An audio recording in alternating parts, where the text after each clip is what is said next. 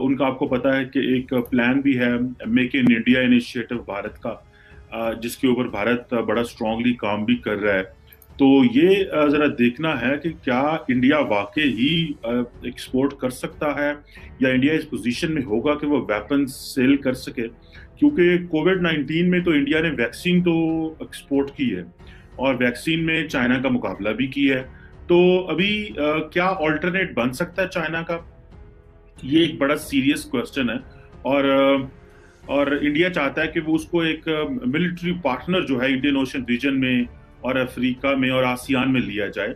और उस हवाले से तकरीबन जो मैंने थोड़ी रिसर्च की, तो तकरीबन 152 जो डिफेंस आइटम्स हैं वो इंडिया बेचना चाहता है फ्रेंडली कंट्रीज को, जिसमें वो जो तेजस फाइटर एयरक्राफ्ट है वो भी है, ध्रुव एंड रुद्रा चॉपर्स हैं, और फिर लाइट कॉम्बैट हेलीकॉप्टर्स हैं, और इसके अलावा भी कुछ सुपरसोनिक क्रूज मिसाइल्स भी हैं, ब्रह्मोस जो हैं, और इसके अलावा इनका एक आकाश एयर डिफेंस सिस्टम है जो ये वाकई ही चाहते हैं कि बेचा जाए। और इस हवाले से इंडिया ये प्लान कर रहा है कि जो इंडियन डिफेंस फुटप्रिंट्स हैं वो, या जो चीज़ें बेची जाएं वो Bangladesh, Afghanistan, Maldives, Mauritius, Vietnam, Philippines, Indonesia और बहुत सारे और छोटे छोटे ममालिक हैं जिनमें ये चीज़ें जो हैं वो दी जा सकती हैं।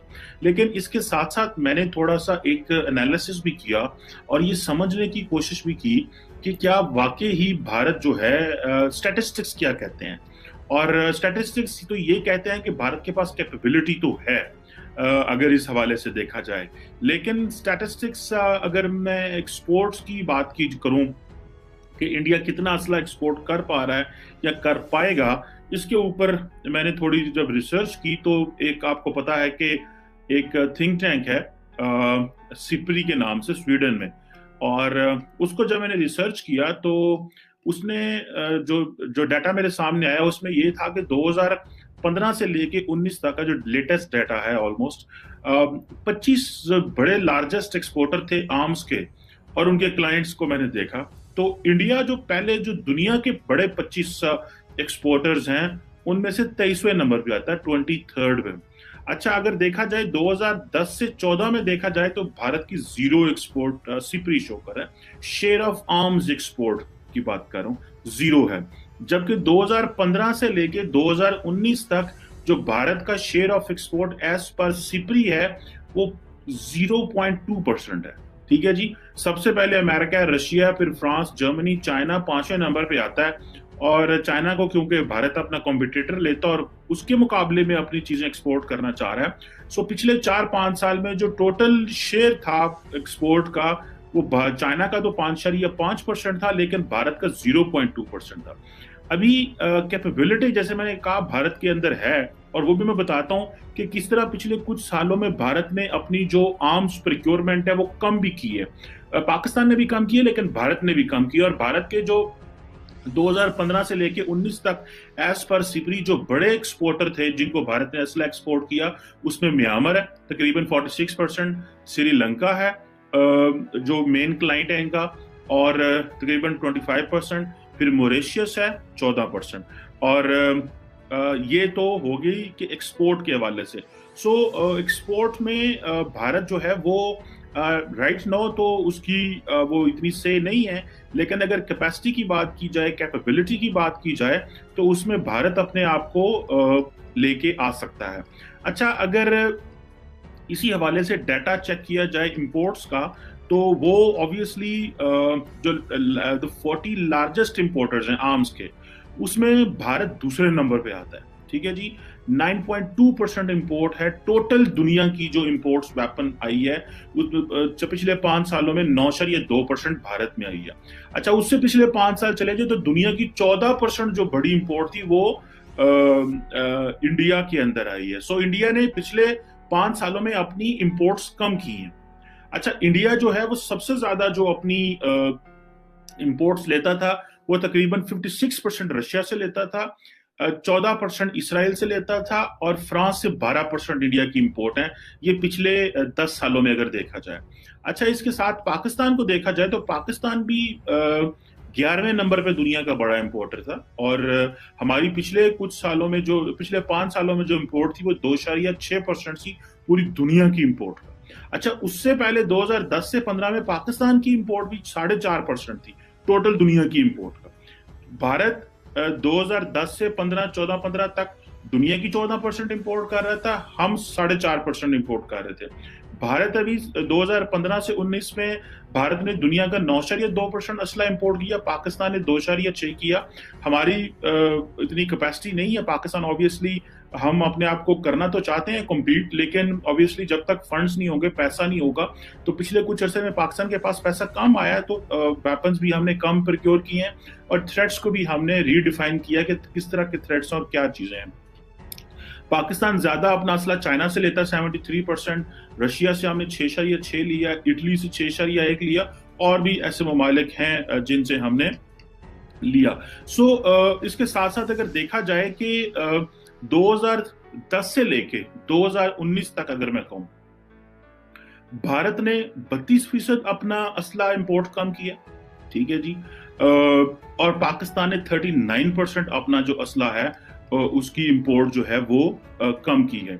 अच्छा, अब देखना यह है कि भारत एक्चुअली कम्पीट तो करना चाहता है चाइना को, और साथ पाकिस्तान को भी कम्पीट करना चाहता है, लेकिन प्राइमरीली भारत की जो पोजीशन है स्ट्रेटेजिकली वो बड़ी इस जगह पे बैठा हुआ है जहां पे भारत को पता है कि हमें अपना चाइना का मुकाबला करना और पाकिस्तान का भी मुकाबला करना, और अक्सर वो 2.5 फ्रंट, 2.5 फ्रंट की बात करते हैं या 2 फ्रंट वॉर की बात करते हैं। इस हवाले से भारत ये समझता है कि इसके ऊपर मैं एक डिटेल डिस्कशन भी करूंगा, लेकिन भारत ने अपनी जो एक नेकलेस ऑफ डायमंड स्ट्रैटेजी भी इंट्रोड्यूस कराई थी, और वो बेसिकली जो स्ट्रैटेजी थी वो बेसिकली जो चाइना की स्ट्रिंग ऑफ पर्ल स्ट्रैटेजी है उसके मुकाबले में है। भारत अपने आप को स्ट्रेटेजिकली प्ले करना चाह रहा है रीजन के अंदर, पर्टिकुलरली इंडो पैसिफिक के अंदर। चाइना की जो स्ट्रिंग ऑफ पर्ल्स है उसमें चाइना के पास तो एक भारत का टोटल देखें ना डिफेंस एक्सपेंडिचर 71 अरब डॉलर है, जबकि चीन का जो डिफेंस एक्सपेंडिचर है वो 250 अरब डॉलर के करीब, इससे भी ज्यादा है, 260-70 अरब डॉलर के करीब चीन का डिफेंस एक्सपेंडिचर है।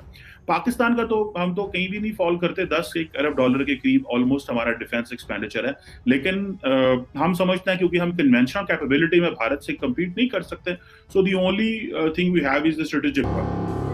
भारत सरकार की सुपरसोनिक क्रूज मिसाइल ब्रॉस को बेचने की तैयारी को बड़ा झटका लग सकता है। स्वदेशी सुपरसोनिक मिसाइल बेचने की तैयारी में कोई और नहीं बल्कि भारत का सहयोग देश अमेरिका ही अड़गा लगा रहा है, और डर है अगर भारत सरकार ब्रॉस मिसाइल का सौदा करती है तो अमेरिका भारत पर भी प्रतिबंध लगा सकता है। ऐसे में सवाल ये उठता है कि भारत के डिफेंस मिशन को क्या अमेरिका से ही सबसे बड़ा झटका मिलने वाला है। भारत सरकार अपने डिफेंस प्रोग्राम के तहत स्वदेश में निर्मित इस सुपरसोनिक क्रूज मिसाइल ब्रॉस को अलग अलग देशों को बेचना चाहती है। ब्रॉस की खासियत ऐसी है कि इसे खरीदने को लेकर कई देशों ने दिलचस्पी दिखाई है। फिलीपींस, वियतनाम और संयुक्त अरब अमीरात से भारत सरकार के ब्रॉस मिसाइल की बिक्री को लेकर बातचीत काफी आगे तक पहुंच चुकी है। वहीं अर्जेंटीना, ब्राजील, इंडोनेशिया और साउथ अफ्रीका से भी ब्रॉस मिसाइल सिस्टम को लेकर भारत सरकार की बातचीत जारी है, लेकिन अमेरिका का एक कानून भारत सरकार की इस कोशिश में सबसे बड़ा बाधा बन रहा है, और डर है कि अगर भारत ब्रॉस मिसाइल की बिक्री करता है तो अमेरिका कहीं भारत पर प्रतिबंध ना लगा दे।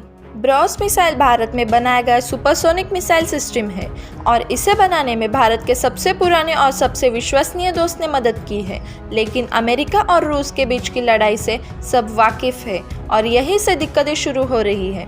अमेरिका ने कुछ दिनों पहले से ही रूस पर विपक्षी नेता एलेक्सी नावल्नी को जहर दिए जाने को लेकर प्रतिबंध भी लगाया है। वहीं अमेरिका का CAAT कानून भारत के ब्रॉस मिसाइल एक्सपोर्ट के बीच आ रहा है। पूरी दुनिया में भारत उन देशों शामिल है जो सबसे ज़्यादा हथियार खरीदते हैं, मगर पिछले कुछ सालों में भारत ने अपना लक्ष्य बदलते हुए हथियार एक्सपोर्टर बनने की तरफ किया है। सुपरसोनिक क्रूज मिसाइल ब्रॉस, जिसकी मारक क्षमता 292 किलोमीटर है, भारत उसे अपने मित्र देशों को बेचना चाहता है और इस मिसाइल में इतनी खूबियां हैं कि कई छोटे देशों के लिए ब्रॉस मिसाइल फायदे का सौदा साबित हो रहा है। लिहाजा DRDO और डिपार्टमेंट और डिफेंस प्रोडक्शन यानी DDP के लिए ब्रॉस हॉट सेलिंग वेपन बन गया है। भारत सरकार ने 2025 तक ब्राउस मिसाइल बेचकर $5 बिलियन जुटाने का लक्ष्य रखा है। ब्राउस मिसाइल के साथ दूसरी दिक्कत ये है कि भले ही इसका निर्माण हैदराबाद में हुआ हो और इसकी रिपेयरिंग और मेंटेनेंस हैदराबाद में किया जाता हो, मगर इसके क्रूशियल पार्ट्स रशियन हैं। इसमें लगा इंजन और रडार सिस्टम रूस का है, जो टेक्निकली अमेरिकन कानून CAAST के अंदर आ जाता है। अधिकारियों के मुताबिक ब्राउस बनने में 65% रूस के सामानों का इस्तेमाल किया गया है। ब्राउस एक कम दूरी की रैमेजेट सुपरसोनिक मिसाइल है और इस मिसाइल को रूस के साथ मिलकर भारत में बनाया गया है। इस मिसाइल में कई तरह की खासियतें हैं। इसे पनडुब्बी से, पानी के जहाज से, विमान से या फिर जमीन से कहीं से भी छोड़ा जा सकता है। ब्राउस मिसाइल को भारतीय सेना इस्तेमाल कर रही है। ब्राउस मिसाइल हवा में ही अपना टारगेट बदल सकती है, यानी हवा में ही ब्राउस के रास्ते को बदला जा सकता है और ये चलते चलते लक्ष्य भेदने में सक्षम है। इसे वर्टिकल या फिर सीधे कैसे भी दागा जा सकता है। सबसे खास बात यह है कि ब्राउस मिसाइल थल सेना, वायुसेना और जल सेना तीनों के काम आ सकती है। ब्राउस 10 मीटर की ऊंचाई पर भी उड़ान भरने में समर्थ है और दुनिया की कोई रडार इसे पकड़ नहीं सकती है। रडार ही नहीं, किसी भी मिसाइल डिटेक्टिव प्रणाली को धोखा देने में ब्राउस सक्षम है और इसको मार गिराना करीब करीब असंभव है। ब्राउस मिसाइल अमेरिका की टॉम हॉक से करीबी दुगनी रफ्तार से वार करने में सक्षम है। भारत सरकार ने अगले 10 साल में करीब 2000 ब्राउस मिसाइल बनाने का लक्ष्य रखा है और ब्राउस मिसाइलों का रूस के लिए सुखोई विमानों में लगाया जाएगा।